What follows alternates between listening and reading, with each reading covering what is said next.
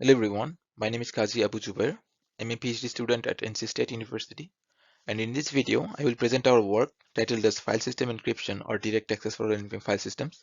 Let's have both. In this work, we proposed a novel hardware-assisted file system encryption method that can work alongside direct access or tags. This work has been collaborated between Dr. David Mohaisin from UCF and me and my advisor Dr. Amro Awad from NC State.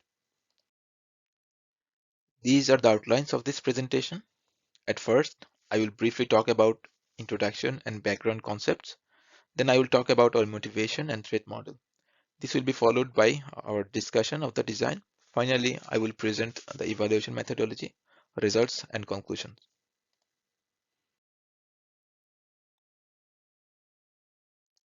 Let's start with a little background about emerging non-volatile memory technologies.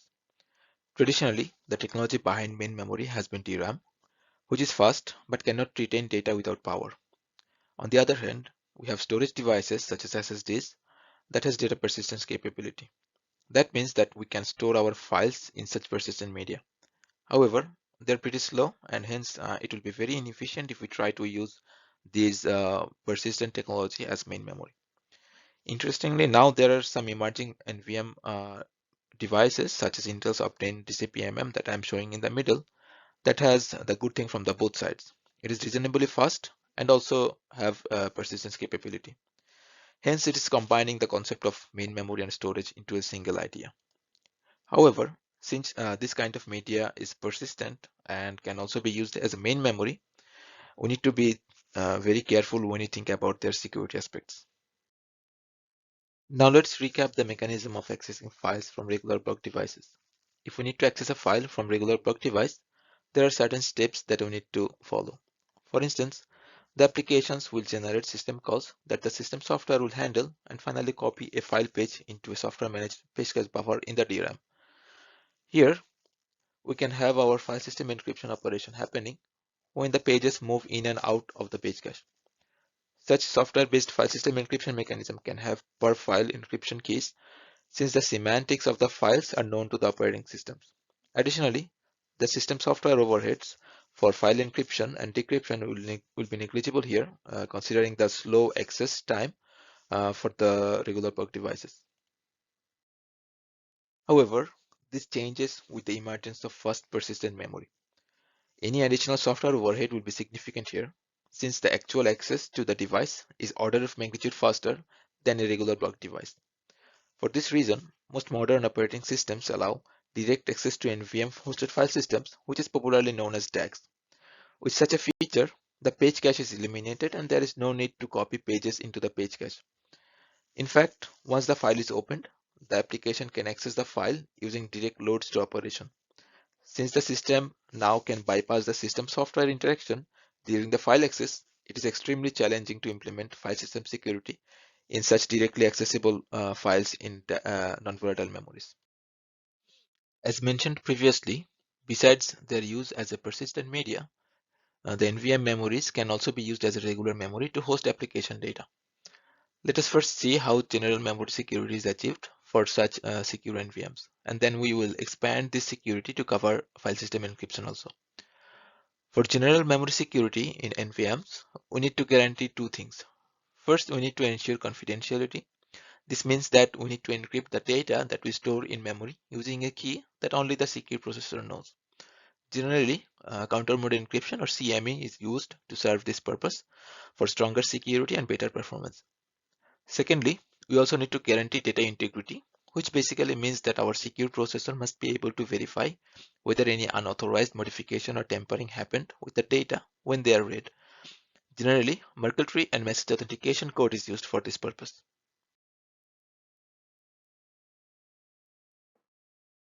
To see the impact of traditional file system encryption method on fast NVMs, we have experimented with a popular file encryption framework, EncryptFS, to encrypt files in fast NVM media.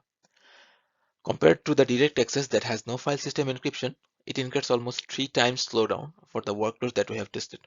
Therefore, we need to have transparent file encryption scheme that we can use while enabling direct access to files at the same time.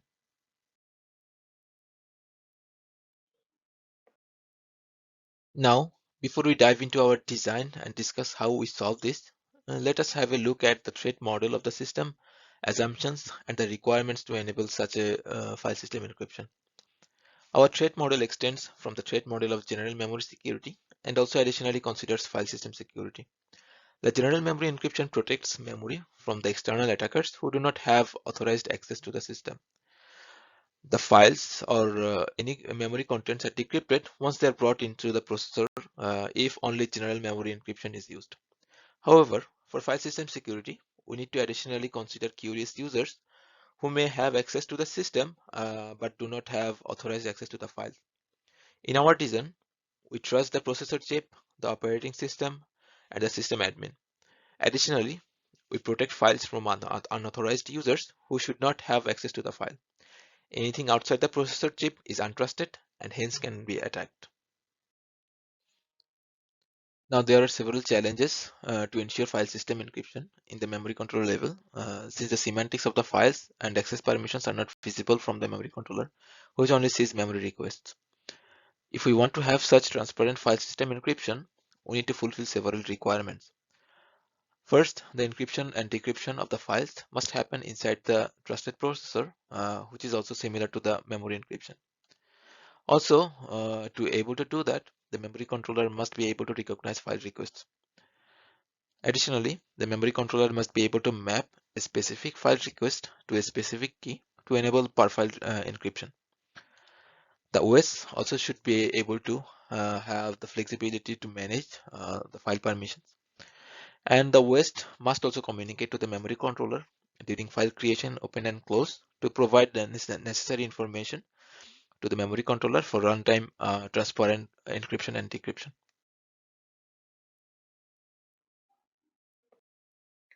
Now, when the memory controller receives a memory request, it usually cannot distinguish between a general memory request and a file request.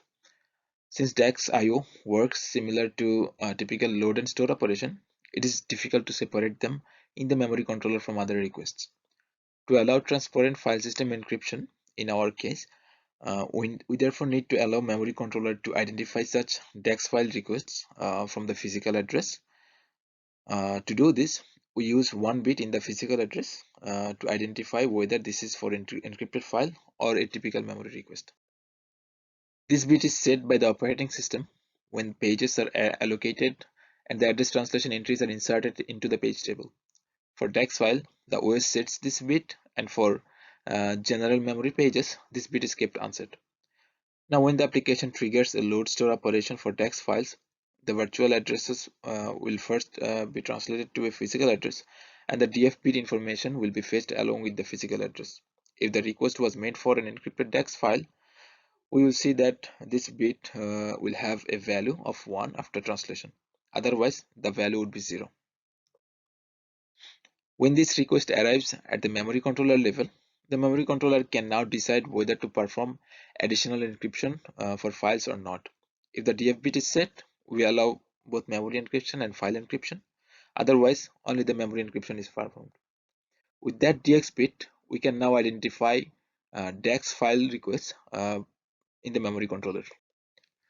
However, we also need to be able to distinguish between multiple encrypted DAX files in the memory controller, which I will show in the next slide. Before discussing how we distinguish between multiple files in the memory controller, let me first illustrate the security metadata organization in our scheme, which is key to the per file encryption. In addition to the application data and encrypted files, the non-volatile memory will also have different kinds of security metadata. There will be per file memory encryption counter blocks or MECB for counter mode memory encryption that will be stored in non-volatile memory.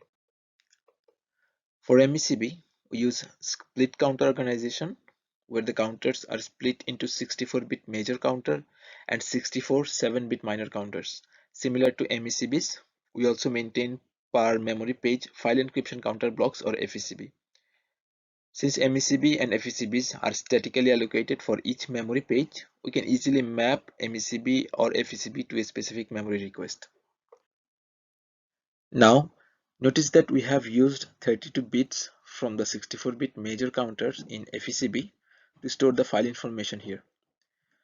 We use group ID and file ID to uniquely identify a file. This file information is assigned by the operating system at the time of the creation of the file and sent to the memory controller during page faults to store them in the respective FSCB. Now, if the memory controller identifies that the request that arrives to the memory controller is for an encrypted file using the DF bit from the physical address, it fetches both MECB and FSCB.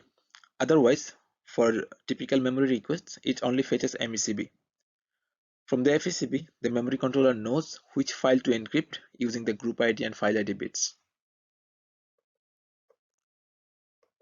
Finally, to allow encrypting all pages of a specific file using a specific key, the memory controller also needs to be able to map this group ID and file ID to a specific key.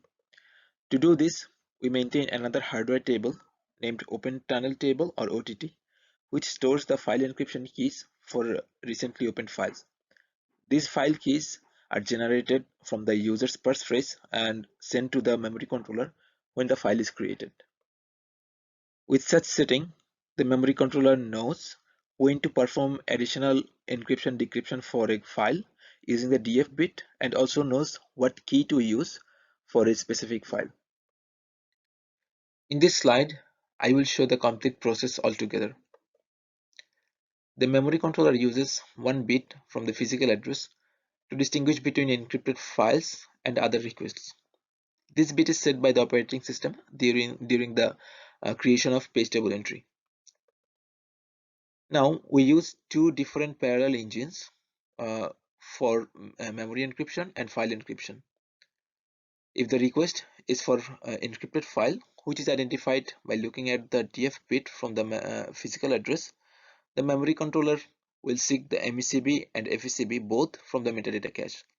If they are missed in the cache, if either of them are missed in the cache, then they will be fetched from the memory. Once they are fetched and the counters are available, the memory controller also fetches the appropriate key for the particular request from the OTT and starts creating the one-time pad both from the memory encryption engine and also from the file encryption engine. For the memory encryption engine, a fixed encryption key is used, and for the file encryption engine, the key fetched from the OTT is used. Now, depending on the DF bit, the memory controller will either perform a plain memory encryption or an additional layer of file encryption if the request is for a file. The operating system manages the creation of the keys. However, they are never stored in any other OS data structures. After the creation, they are immediately sent to the memory controller and only stored in the OTT. To allow large number of encrypted files, we also store the OTT entries in a dedicated memory region after encrypting them with another key. This memory region is only accessible by the memory controller and no system software is able to access it. Additionally, both MECB, FECB and encrypted OTT region is covered by the Merkle tree.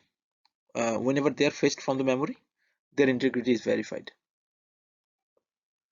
With such hardware-software cooperation, we can have transparent file encryption in the memory controller without any OS intervention. At the same time, we can still maintain the flexibility of managing file permission and security from the operating system.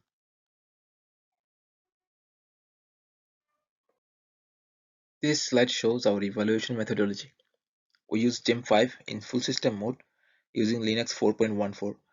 We simulate DAGs by using memmap command and use 4 GB of our total 16 GB simulated memory as DAGs region.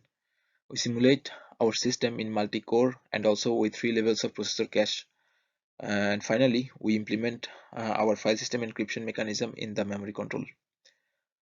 For the benchmarks, we use memory-intensive applications from Whisper and PMMKV application suite.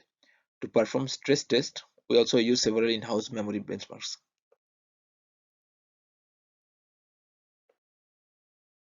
This figure shows our performance results in the form of normalized slowdown for Whisper and PMMKV applications. In the baseline, no file encryption is used. The baseline contains only plain memory encryption using counter mode encryption and also Merkle tree authentication. On top of the baseline, the FS Encrypt adds transparent per file encryption. and also covers the additional metadata within the Merkle tree. Our evaluation shows that on average, we can allow transparent file system encryption for NVMs at only 3.8% additional performance overhead. We also perform sensitivity analysis by using some in-house stress benchmarks. DAX1 and DAX2 accesses 1 byte after each 16 and 128 bytes respectively, while DAX3 and 4 swaps two values in the file of size 16 byte and 128 byte respectively. Despite the stressful nature of these applications, the additional overhead is only 28%. This slide shows the sensitivity analysis of the metadata cache. Since we use two parallel engines for memory encryption and file encryption, and the update of the OTT entries and FACB happens only during page fault, which is very rarely done, the majority of the slowdown comes from the fact that sometimes we need to fetch security metadata from the memory when they are missed in the cache. Therefore, we varied the size of the cache from 128 kilobyte to 2 megabyte to observe the sweet spot for the metadata cache size in our case. We observed that beyond 512 kilobyte, the improvement is not that significant.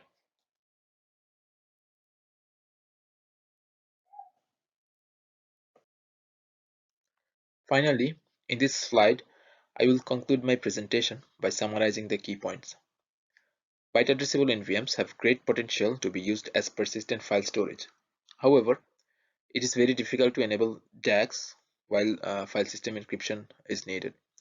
Our proposed method can enable transparent file system encryption while retaining all the benefits of DAGs.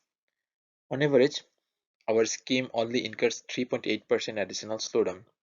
In comparison with the traditional software-based approach, which is several times slower, our method is significantly faster. Finally, with our scheme, we have both file system encryption and DAGs at the cost of negligible performance and hardware cost. And this concludes my presentation video about our paper, File System Encryption or Direct Access for NVM File Systems. Let's have both. Thank you for watching this video. For more questions, please refer to the paper and also feel free to contact us. We also welcome you to watch our short video in the session 3B in the virtual event. Thank you.